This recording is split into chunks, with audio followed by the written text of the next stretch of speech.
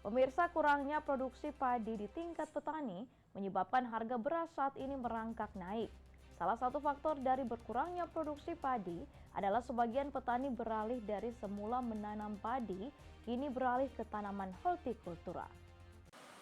Ancaman gagal panen sebagai dampak kekeringan selalu menghantui petani padi.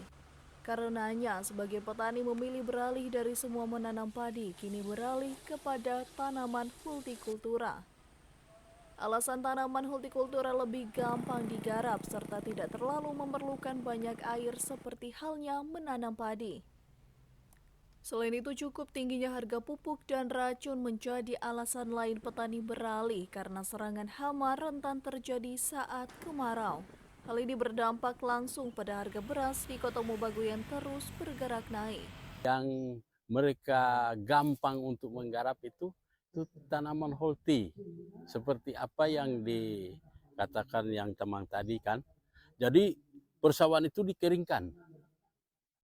Setelah dikeringkan, tanam milu, tanam cabai, tanam tomat, tanam bawang. Beras itu kurang. Nah, baru harga naik.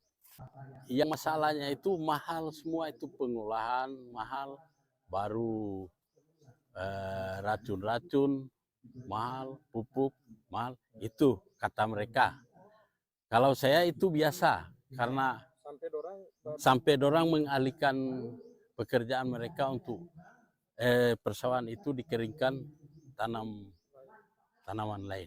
Ya, jadi DP produksi menurun karena juga musim panas, musim kemarau. Banyak padi yang tidak dialiri air karena memang kondisi alam musim kemarau. Saat ini harga beras di pasar tradisional Kota Mobagu dijual di kisaran 12.500 hingga 14.500 per kilonya. Dari Kota Mobagu, tim liputan Kawanua TV melaporkan.